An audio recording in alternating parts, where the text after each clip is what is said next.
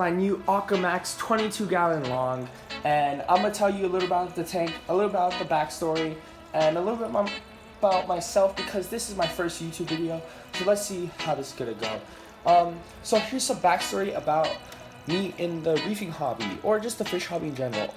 I've always been into freshwater at a young age, but once I hit about 7th grade, I really wanted to try something new, and I went into saltwater because my dad always kept saltwater tanks, and I really wanted to try it. So I started off with a Nuvo 20, but when I was browsing tanks that I wanted, I always wanted this Aquamaxxx 22 gallon long. But I was threatened, or not threatened, I was scared of how it wasn't an all-in-one, and since I was a beginner, I really wanted to do something that was like recommended for beginners. But now that I have been doing it for a while, I thought it was time to switch from the Nuvo 20 to the Aquamaxxx 22. So,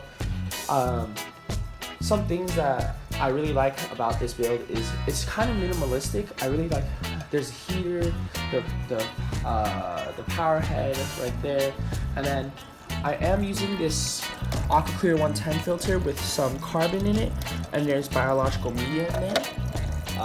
So I think that would be really good for my filter, and I really like the flow. I think it looks sick how it kind of like water falls down in, and then I kind of like the uneven sand bit. I think it makes it look really sick and like how natural it is.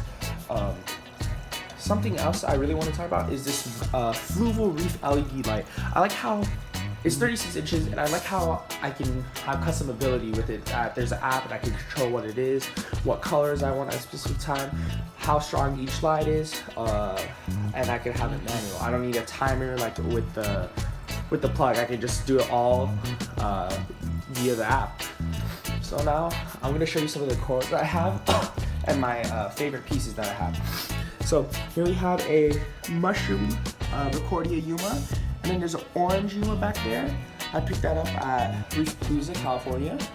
Some pallies that were open earlier but aren't open. Next to that is a Weeping Willow toadstool from Golden State Corals. It's closed up, but it also was open earlier. A blue mushroom Discosoma. I do have 4 of those. 3 of those are that rock, and there's an empty one right there. I started with one about the size of a penny, and it has split up. This Kryptonite Candy King Coral, which is looking really nice, and then this torch coral right here. It does look a little bit white or bleached out, but that is because it did fall in my frag tank and I didn't see that it fell. But it's been making a comeback, so I can't wait to see how that looks. Then we have our bicolor hammer coral, and I've had this coral for a while. It does look really nice. It is a little closed up now because it is a little past where I would usually keep the lights on. We have a green polyp toadstool coral right there. A torch, sorry, not a torch. I think it's a, I'm actually not sure. Is it a grape coral? I also picked it up at Reef Palooza.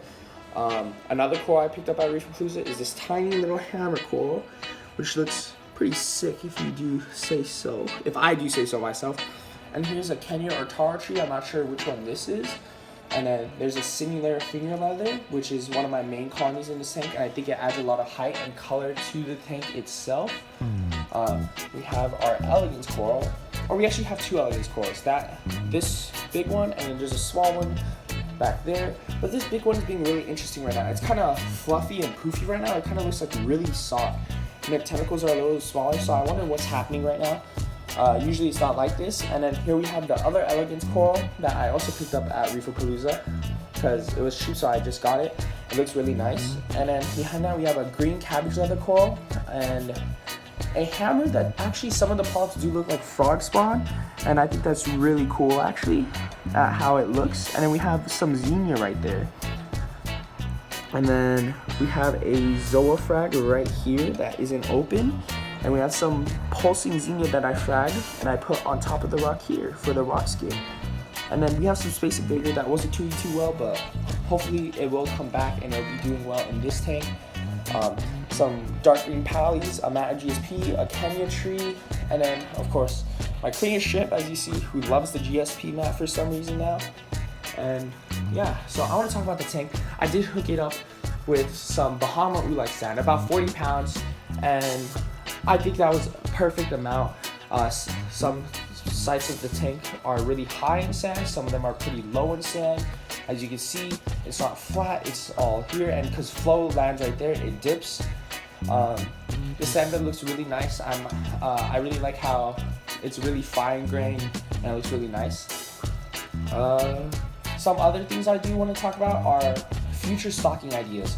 As you can see, it's a nice tank, but there's no fish in it. And I was thinking either a clownfish harem, but I have been thinking about it, and I do want some orange spotted filefish. I think orange spotted filefish would do great in this tank. I have been researching a lot about them, about how parrots, how they're finicky eaters, how they can eat some corals, and I'm ready. I don't think they will eat any of my corals, but I'm ready to sacrifice a little bit of my corals. But also, I was thinking, I go to my local fish store and ask for dead acropora skeletons, and I could put a food called mastic on it, and hopefully they might pick at it.